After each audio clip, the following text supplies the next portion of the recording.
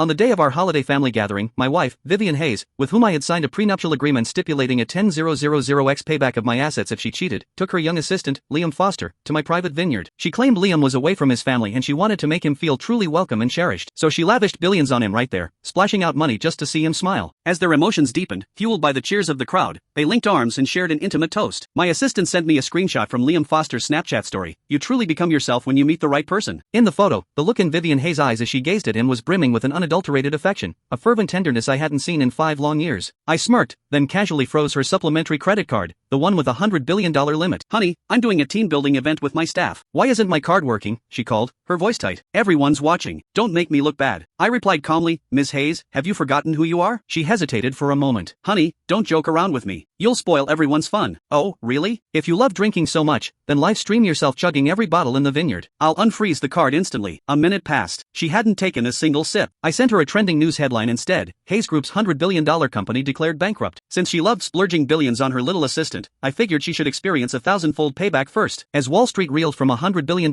company collapsing in an instant, Vivian Hayes FaceTimed me. Honey, stop messing with me. There are tens of thousands of bottles here. How can I possibly drink them all? It'll kill me. She looked pleading, yet utterly helpless. I chuckled. I'll ask just one question. Drink? Or not drink? You only have 1 minute. By the way, after all, people always have to pay for their actions. I hadn't even finished speaking when she hung up. Soon, her colleagues who were there sent me a video. In it, Vivian Hayes picked up bottle after bottle of red wine from the table, chugging them down like tap water. In another corner of the video, the white t-shirt boy was frantically yelling "Don't drink," looking ready to fight the person who forced Vivian to drink. With a cold scoff, I grabbed my bag and headed to the vineyard. On the way, my colleagues kept sending me messages. Mr. Thorne, Miss Hayes has already had 13 bottles. Is she really okay? Her little assistant is over there, crying pathetically. It's so annoying. Who does he think he is? I just want to slap him. Mr. Thorne, Liam Foster's resignation letter is ready. When should we notify him? Some women get a little power and really start to believe they're untouchable. Can't wait to see her downfall. I let out a soft laugh. It wasn't that I absolutely had to confront her face to face. After all, I rake in millions every minute. She's not worth even a second of my time. But people have to pay for their mistakes. And this whole spectacle wouldn't be complete without me, would it? I pushed open the door and walked toward Vivian Hayes, who was sprawled on the couch, clearly drunk. My colleagues, seeing me, nervously tried to pull her up. She irritably shook them off. What do you want? I watched as she lifted her head, her eyes flashing with resentment for a split second before it morphed into a desperate plea. Honey, is that enough? I've had 20 bottles. Seeing Vivian's pathetic act, I squatted down, gripping her chin. With my thumb and forefinger, I forced her lips into a smile. What's wrong, darling? Not having fun drinking? Smile for me, or someone might think I, Alexander Thorne, am mistreating you. Vivian turned her head away in humiliation. I roughly twisted her chin back. What, already feeling sorry for yourself? Weren't you having such a blast with that intimate toast earlier? Vivian opened her mouth, as if to explain, but ultimately said nothing.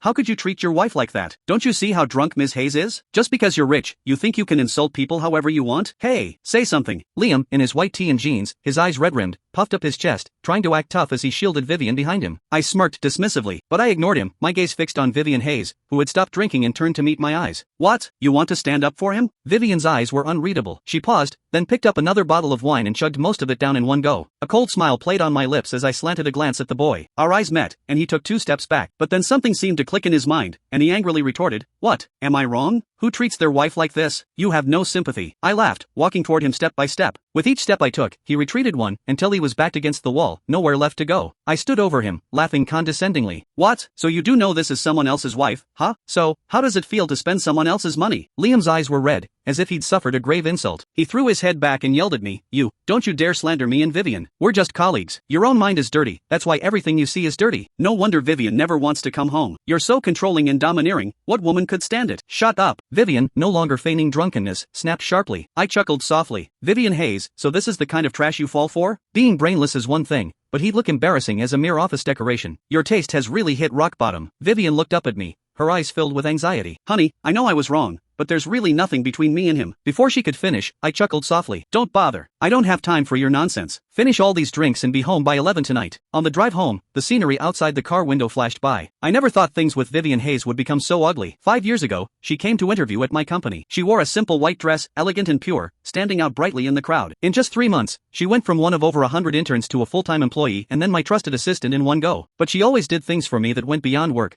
Gestures that were thoughtful yet never crossed a line. She'd always have an extra umbrella for me during the rainy season, remembered every tiny preference I had, and would even mischievously give me candy on Children's Day. Then, when I turned 25, my family started pressuring me. I was about to enter a marriage alliance with another prominent family. She blushed, stammering, "Mr. Thorne, I know I'm not good enough for you, but I'm afraid if I don't say some things now, I'll never have the chance." "Mr. Thorne, can you wait for me? Wait until I can stand beside you as your equal someday." Honestly, I was indifferent. High society alliances, after all, are nothing more than mutually beneficial arrangements. But the young woman's blushing confession did genuinely move me. However, as the CEO of a trillion-dollar empire, a little bit of emotional stirring didn't stop me from making her sign a prenuptial agreement. If she ever went back on her word, if she ever cheated on me, then every penny I spent on her would have to be repaid tenfold. For the next 3 years, I propelled her from behind the scenes to the forefront. I gave her a net worth of hundreds of billions, and her brother became a massively popular movie star. The Hayes family enjoyed unprecedented glory, their influence unmatched. Everyone greeted her with respect, calling her Ms. Hayes. But some things, when acquired too easily, don't seem to be a good thing. Paywall. It was 10:50 p.m. when Vivian Hayes sent another message. "Honey, I'm closing a deal. I'll be home late." I scoffed, indifferently going back to my work. "Martha, did you just make hangover soup? Pour it out." That night, a colleague sent me a screenshot of Liam's Snapchat story. At 4 a.m., I saw the crabapple blossoms were still awake. The accompanying picture was a selfie of Liam, in dim light, with Vivian's wedding ring reflected in a swirling glass of red wine. Immediately after, a friend sent me a video. Vivian, with Liam and a large group of her friends, clinking glasses and having a wild time at a private club. "Isn't that your Vivian? She's really soaring these days."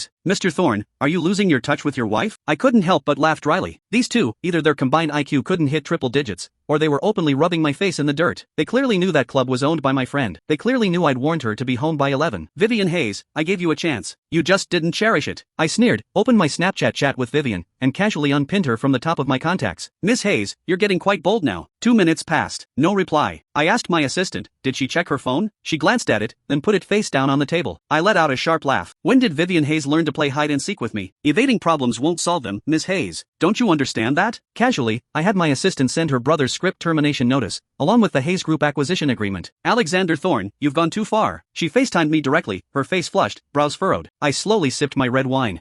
This is too far? Vivian Hayes, is this your first day knowing me? I set my phone aside and slowly said, "I'm a little unhappy today. I'll give you two choices. Either live stream yourself slapping your own face, and while you're at it, call yourself a homewrecker. Make sure you hit hard enough that everyone, even the stray dogs on the street, hears it." Let me check the time. It's 11:20 p.m., isn't it? If it goes over 1,200 seconds, then that's 1,200 slaps. Or, you can make that man get on stage right now and perform a striptease. Just do one, to cheer me up, okay?